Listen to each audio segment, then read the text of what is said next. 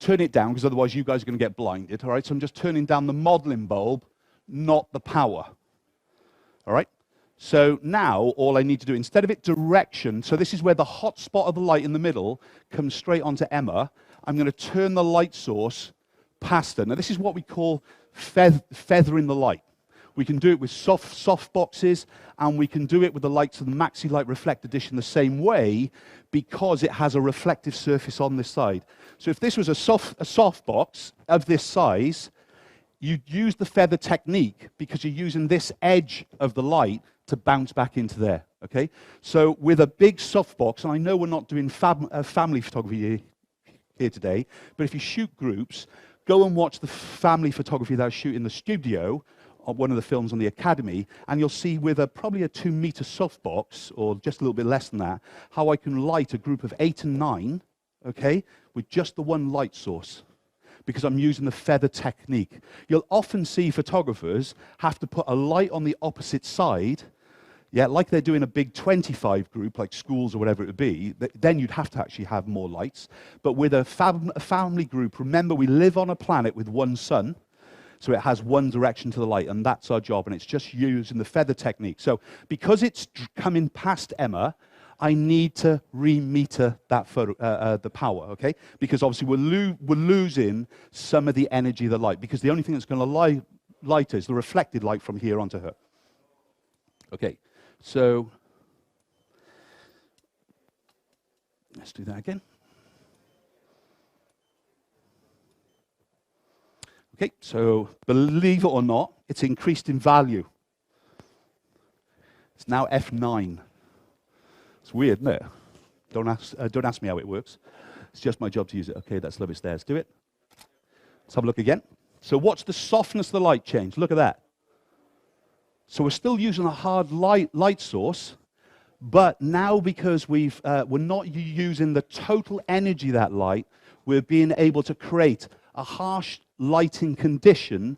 However, it's got a softness to the difference between the highlight and the shadow. It's still in heavy shadow on the back of the hair. And you might like the likes of noir photography. And if you do like noir, this kind of edginess, I would still encourage you, though, to use 2 lights. Because the last thing I want you to do is what happened to me on the first Christmas I opened my studio.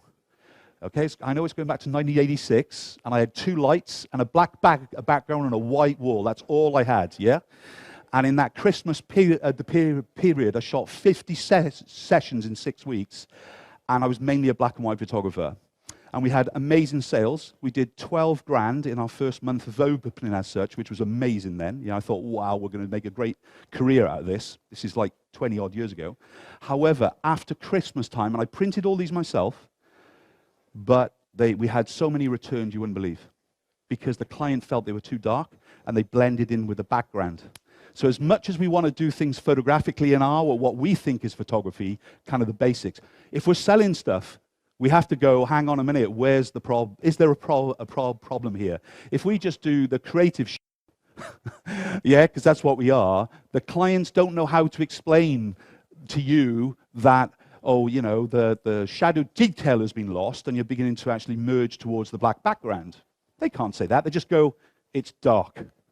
And then you've got to be able to translate. But of course, if we know the technique to begin with, we know it's going to be dark, we can go, Mark, you've got 2 lights. Flip and use 2 lights. So I prefer to use a separation light. And that separation light will either be a light onto the background to separate her. If so, it would be below the shoulder blades of the tallest member of the group.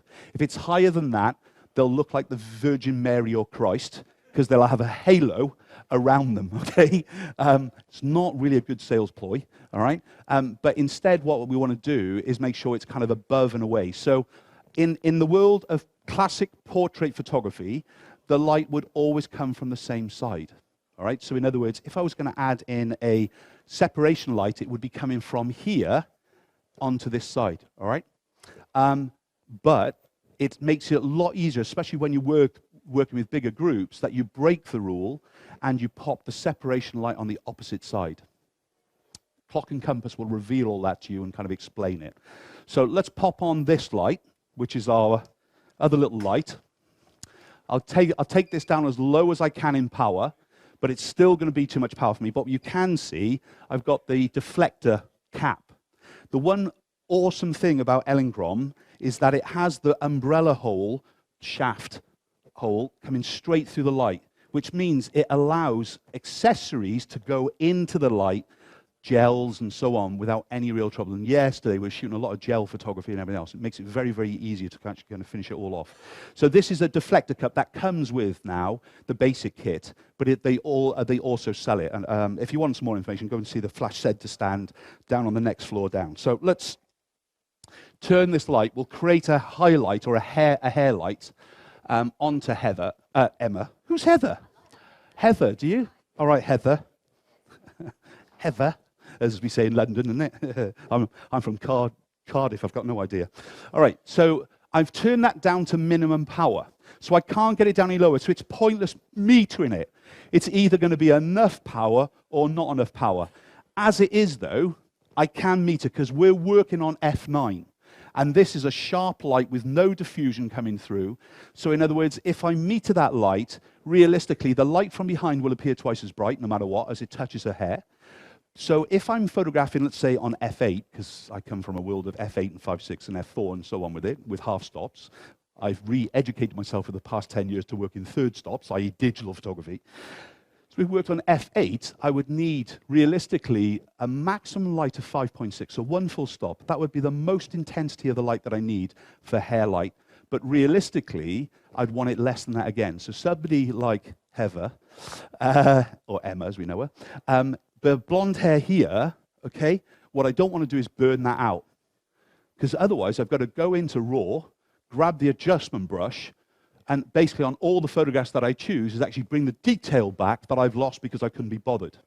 So let's shoot it first, but already I've explained to you what we need to get. We haven't metered it, but we need to. Right, coming to an end before we get into the feathers, as it were. So about 5-10 minutes tops. Okay, so let's do that. So there's both the lights going. Can you see how much that is lifted? Let's meter it now. Remember, at f9, basically what I need to have is 6.2 as a maximum setting coming off that light. Otherwise, it's going to be too bright and burn out that hair. Where realistically, we want something like f5.6 going down to a minimum of f4. If it's more than 3 stops less, it's D-Max black, it does not exist. And the reason that we're doing that, remember, is that the light from behind will always appear twice as bright as it reflects off a surface. So that's where we see the moonlight popping off a puddle and comes back. It's brighter than the moonlight itself. It's that reflectiveness. The same as the sun hits a bride's dress at an angle, it increases its volume by twice as much and it burns out. And when we were doing all the wedding photography training and everything else, people used to say, well, what do I meter for, the face or the dress? Well, it's the face because that's the product, that's what you're selling. But you have to accept that if you're going to stand them directly in the sunlight, you're going to have a problem no matter what and you're going to burn out their information. So let's meter this one just to see what it's at. But it's already looking that it's a stop below, which is pretty good. So I'll just go into group 4. Okay, so we're lucky, it's 3.2. So it's absolutely bang on right for where we want it to be, as I said, around about that thing. So we've got a hard light source here, but because we're feathering it across Emma, we'll have a softer light source anyway. And there's our basics. If I wanted now just to illuminate behind her, you can stay there, Emma, I think. I lied. Can you take one full step forward? Go, go, go, go, go, go. There we go. So let's light behind her. It doesn't help when you're working with such a slim model or client, yeah? It helps if you're a bigger boy or a bigger girl like me.